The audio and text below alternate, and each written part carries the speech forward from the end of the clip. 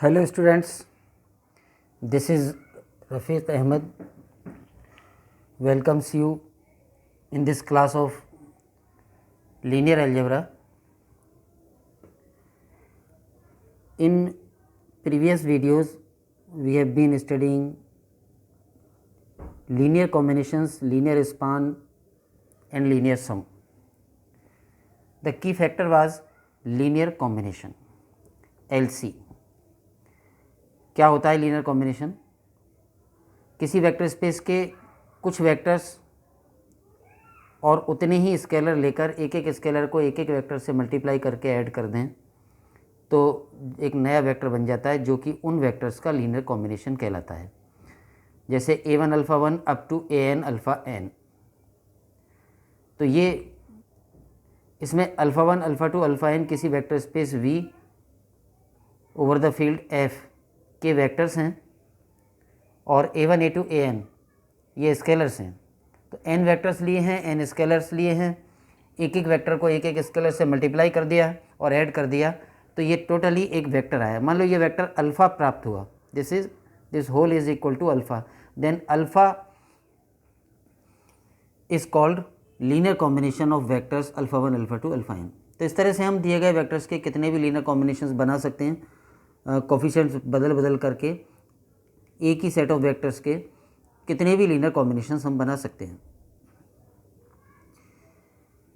और सारे linear combinations का सेट LS द्वारा व्यक्त किया था हमने।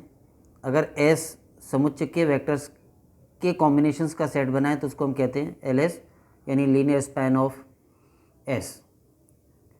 तो ये सब तो हम डिस्कस पहले कर चुके हैं। Today we are going to introduce the concept of linearly independent and linearly dependent vectors।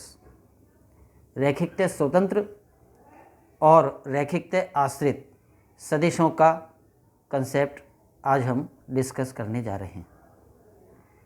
तो क्या होता है, यानी कुछ वेक्टर्स, किसी वेक्टर स्पेस के कुछ वेक्टर्स, जैसे यही वेक्टर ले लें alpha 1 alpha 2 up to alpha n, ये किसी vector space V over the field F के n वेक्टर्स हैं।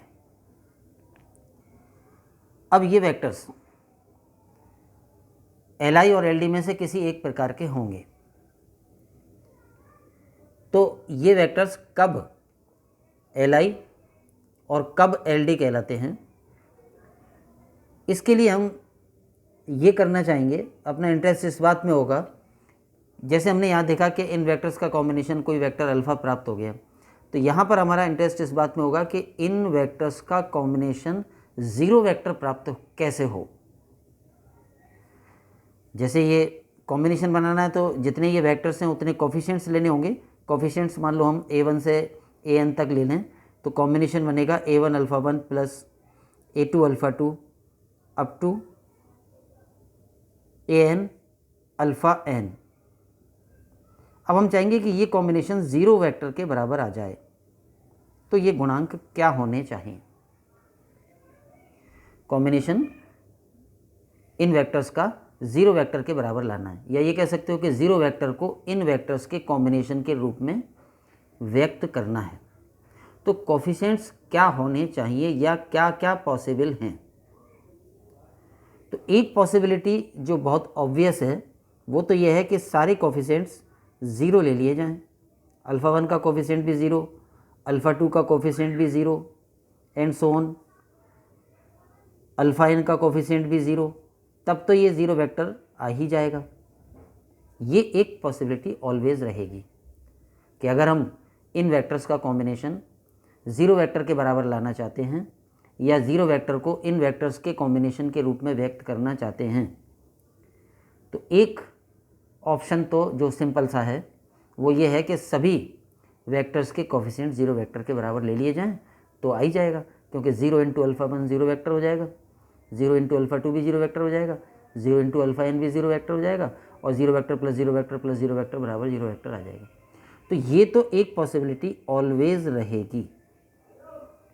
अब देखने वाली बात ये होगी कि क्या ये जो एक पॉसिबिलिटी है या ये जो एक ऑप्शन है कि सारे कोफिशिएंट ज़ीरो ले लिए जाएं, यही एकमात्र ऑप्शन है इन सब वेक्टर्स का कॉम्बिनेशन ज़ीरो वेक्टर के बराबर लाने के लिए। अब क्या यही एकमात्र ऑप्शन है या अदर ऑप्शन भी हैं? अदर ऑप्शन कैसे होंगे फिर? इस ऑप्शन में तो सारे कोफिशिएंट्स ज़ीरो लिए गए हैं, तो फिर अदर ऑप्शन कैसा होगा? अदर ऑप्शन ऐसा होगा जिसमें जो कोफिशिएंट्स हैं वो ऐसे होंगे जिनमें at least one coefficient non zero होगा, कम से कम एक अशून्य गुणांक होते हुए भी क्या कॉम्बिनेशन जीरो वेक्टर के बराबर आ जाएगा। मान लो हम उदाहरण के तौर पर समझें, मान लो ऐसा हो कि यही वेक्टर का ये वाला कॉम्बिनेशन तो जीरो वेक्टर के बराबर आ ही रहा है, और मान लो ये कॉम्बिनेशन भी जीरो वेक्टर के बराबर आता है। 0 alpha 1 plus 3 into alpha 2 plus 0 into alpha 3 plus 5 into alpha 4। मान लो कि ये चार ही थे, n बराबर 4 मान लें तो ये चार ही वेक्टर थे, और मान लो ये कॉम्बिनेशन जीरो वेक्टर के बराबर आ जाता है, तो ये ऐसा कॉम्बिनेशन जीरो वेक्टर के बराबर आ रहा है जिसमें नॉन ज़ीरो कोफिशिएंट भी हैं। तो इसी बात पर डिपेंड करेगा कि ये वेक्टर्स Li कहलाएंगे या Ld कहलाएंगे। अब पूरी बात को हम दोबारा से करें तो ये वेक्टर्स Li तो कब कहलाएंगे? लीनियरली इंडिपेंडेंट या रैखिकतः स्वतंत्र तो कब कहलाएंगे? जब इनका कॉम्बिनेशन ज़ीरो वेक्टर के बराबर आना केवल तभी संभव हो जब सारे गुणांक ज़ीरो लिए जाएं, यानी यही एकमात्र ऑप्शन हो, यूनिक ऑप्शन, अद्वितीय ऑप्शन यही हो कि सभी गुणांक ज़ीरो लिए जाएं, तभी आ सकता है, अदरवाइज नहीं आएगा। तो हम कहेंगे कि ये वेक्टर्स Li हैं। और Ld कब कहलाएंगे? अगर ऐसा हो कि इस ऑप्शन के अतिरिक्त, ये जो ऑप्शन है कि सारे गुणांक ज़ीरो ले लिए जाएं, इस ऑप्शन के अतिरिक्त कोई ऐसा ऑप्शन भी मौजूद है जिसमें जितने गुणांक हैं उनमें कम से कम एक गुणांक अशून्य है, और कम से कम एक गुणांक के अशून्य होने के बावजूद भी कॉम्बिनेशन ज़ीरो वेक्टर के बराबर प्राप्त हो जाता है, तो हम कहेंगे कि ये वेक्टर्स Ld हैं, ये वाले वेक्टर्स Ld। एक बार फिर बोलूं इसी बात को, यदि कॉम्बिनेशन जीरो वेक्टर के बराबर लाने के लिए एकमात्र ऑप्शन ये हो कि सारे गुणांक ज़ीरो लेने पड़ेंगे, दूसरा कोई ऑप्शन नहीं है, तो वो वेक्टर्स कहलाएंगे Li। और अगर स्थिति ऐसी हो कि ये वेक्टर्स इस प्रकार के हैं कि इनका ऐसा कॉम्बिनेशन तो जीरो वेक्टर के बराबर आ ही जाएगा जिसमें सारे गुणांक ज़ीरो लिए गए, लेकिन ऐसा भी कॉम्बिनेशन जीरो वेक्टर के बराबर आ जाएगा जिसमें नॉन ज़ीरो कोफिशिएंट थे, तो फिर ये वेक्टर Ld कहलाएंगे। तो Li में तो एकमात्र ऑप्शन होगा कि सारे गुणांक ज़ीरो ले लिए जाएं, दूसरा कोई ऑप्शन नहीं होगा। और Ld में सारे गुणांक ज़ीरो ले लिए जाएं वाले ऑप्शन के अतिरिक्त कम से कम एक और ऑप्शन होगा कि जिसमें कि कम से कम एक गुणांक अशून्य होते हुए भी कॉम्बिनेशन ज़ीरो वेक्टर के बराबर आ जाएगा। तो ये Li और Ld की डेफिनेशन हो गई, और इस डेफिनेशन को हम अगर हम सिस्टमेटिक रूप में लिखें तो डेफिनेशन इस प्रकार बनेगी, लीनियरली इंडिपेंडेंट वेक्टर्स या Li vectors, linearly independent, short में हम इसको बोलते हैं Li, और हिंदी में हम बोलेंगे रैखिकतः स्वतंत्र सदिश। रैखिकतः शब्द की जगह एक घातय भी बोल सकते हैं, रैखिकतः और एक घातय सिनोनिम्स हैं, पर्यायवाची शब्द हैं। तो लीनियरली इंडिपेंडेंट वेक्टर्स या Li वेक्टर्स की परिभाषा क्या हो जाएगी? किसी सदिश समष्टि V/F के कुछ सदिश अल्फ़ा 1 अल्फ़ा 2 अल्फ़ा n, ये कुछ वेक्टर्स ले लिए जिनकी संख्या है n। रैखिकतः स्वतंत्र सदिश अर्थात Li सदिश कहलाते हैं यदि, कब कहलाते हैं? किन्हीं A1 A2 An belong to F के लिए, यानी F में यानी फील्ड में ये एलिमेंट्स ले लिए यानी गुणांक ले लिए, तो इन गुणांकों के लिए इन सदिशों का बना ये combination a1 alpha 1 up to an alpha n zero vector के बराबर आना केवल तब ही संभव हो जब a1 बराबर a2 बराबर a3 बराबर an बराबर 0, यानी सभी गुणांकों की वैल्यू 0 ली जाए, तब ही ये कॉम्बिनेशन जीरो वेक्टर के बराबर आना संभव होगा, अदरवाइज नहीं होगा। अगर ये ऐसे वेक्टर हैं तो ये कहलाते हैं एल वेक्टर्स। उसी बात को दोबारा बोलें तो ऐसे बोल सकते हैं, अर्थात एक भी गुणांक अशून्य होने पर, ये जो गुणांक लिए हैं a1 a2 an, इनमें एक भी गुणांक अशून्य होने पर इन सदिशों का रैखिक संचय या लीनियर कॉम्बिनेशन शून्य सदिश के बराबर नहीं आ सकता हो। एक भी अशून्य हो तो नहीं आएगा, केवल तभी आएगा जब सारे जीरो लिए जाएं, तो ये वेक्टर्स एल कहलाते हैं। इसी प्रकार एल की जो डेफिनेशन अभी हमने समझी थी उस पर आए। लीनियरली डिपेंडेंट वेक्टर्स या एल वेक्टर्स, इसको हम बोलेंगे रैखिकतः आश्रित सदिश। रैखिकतः आश्रित बोल सकते हैं, एक घातीय आश्रित सदिश बोल सकते हैं, और आश्रित की बजाय परतंत्र भी बोल सकते हैं, परतंत्र यानी डिपेंडेंट। तो लीनियरली डिपेंडेंट वेक्टर्स की डेफिनेशन ये हो जाएगी, किसी सदिश समष्टि v ओवर f के कुछ सदिश alpha 1 alpha 2 up to alpha n रैखिकतः आश्रित या रैखिकतः परतंत्र अर्थात LD सदिश कहलाते हैं यदि there exist a1 a2 an belong to f, यानी ऐसे गुणांक a1 a2 an विद्यमान हो सच दैट कम से कम एक गुणांक ai अशून्य है, यानी ऐसे गुणांक मौजूद हैं ये कि इनमें कम से कम एक गुणांक अशून्य है। ये सारे गुणांक शून्य हो ऐसा नहीं है, इनमें कम से कम ऐसे एक गुणांक अशून्य है, और ये ऐसे गुणांक हैं कि इनके द्वारा बनाया गया इन सदिशों का combination a1 alpha 1 plus a2 alpha 2 plus an alpha n zero vector के बराबर आ जाता है। तो फिर ये LD कहलाएंगे। अशून्य गुणांकों के होते हुए, एटलीस्ट वन अशून्य गुणांक के होते हुए अगर कॉम्बिनेशन जीरो वेक्टर के बराबर आ जाए तो ये LI कहलाएंगे, LD कहलाएंगे, रैखिकतः आश्रित कहलाएंगे। तो ये रैखिकतः आश्रित की डेफिनेशन होगी। एक बार मैं पुनः बताना चाहूँगा कि कॉम्बिनेशन जीरो वेक्टर के बराबर लाने के लिए सभी गुणांक जीरो रख लिए जाएं, ये ऑप्शन तो सदैव रहेगा, चाहे वो वेक्टर्स LD हों चाहे वो वेक्टर्स LI हों। जैसे अगर हम कोई तीन वेक्टर्स का उदाहरण लें, अल्फा 1 अल्फा 2 अल्फा 3, ये कोई तीन वेक्टर्स हैं किसी vector space V over F के।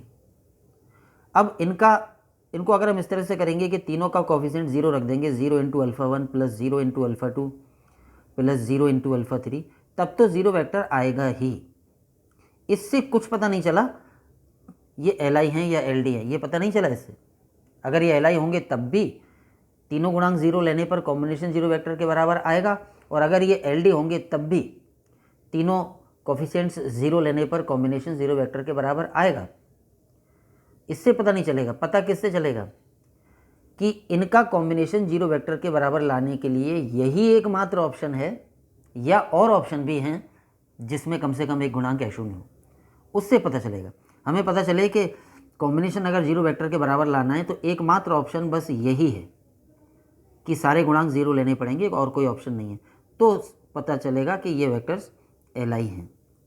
और अगर हमें पता चले कि इन तीन वेक्टर्स का कॉम्बिनेशन जीरो वेक्टर के बराबर लाने के लिए एक ऑप्शन तो ये है और एक और ऑप्शन है, फॉर एग्जांपल मान लो 2 alpha 1 plus 6 alpha 3 minus 8 alpha 6 alpha 2 minus 8 alpha 3, ये भी मान लो जीरो वेक्टर के बराबर आ जाता है। अर्थात ऐसा कॉम्बिनेशन भी जीरो वेक्टर के बराबर आ जाता है जिसमें नॉन जीरो कोफिशिएंट भी हैं, तो ये LD हो जाएंगे, तब ये वेक्टर LD हो जाएंगे।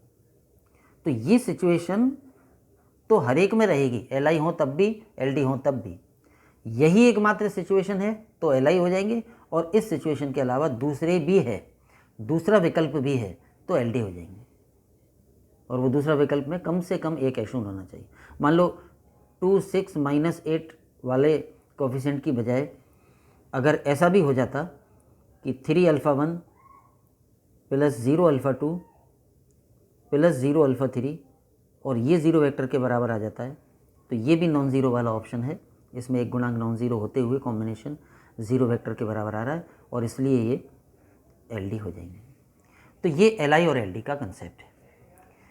दो बिल्कुल सिंपल एग्जांपल्स अभी हम डिस्कस कर रहे हैं LI और LD के। तो जैसे E1 बराबर 100, E2 बराबर 010 और E3 बराबर 001, ये तीन वेक्टर्स हैं vector space V3 over R के, और ये तीनों वेक्टर्स यूनिट वेक्टर भी कहलाते हैं। हम आगे पढ़ लेंगे या अभी समझ लें। ये जो कंपोनेंट वाले वेक्टर स्पेस होते हैं Vn, इसमें अगर ऐसे वेक्टर हैं, ऐसा कोई भी वेक्टर है जिसका कोई भी एक कंपोनेंट तो 1 है और बाकी के सारे कंपोनेंट 0 हैं, ऐसे वेक्टर्स यूनिट वेक्टर्स या इकाई सदिश कहलाते हैं। तो ये तीनों इकाई सदिश हैं, इसमें एक कंपोनेंट 1 है, बाकी दोनों 0 हैं, इसमें भी एक कंपोनेंट 1 है, बाकी दोनों 0 हैं, और ऐसा ही इसमें। तो ये यूनिट वेक्टर भी हैं। फिलहाल इस बात को अगर हम नज़रअंदाज भी कर दें कि ये यूनिट वेक्टर हैं, तो हम ये कह सकते हैं कि तीन वेक्टर हैं vector space V3 over R के। अब हम ये आसानी से देख सकते हैं कि हम इनका कॉम्बिनेशन जीरो वेक्टर के बराबर लाना चाहते हैं। A1 E1 गुणांक ले लिए हमने, A1 A2 और A3।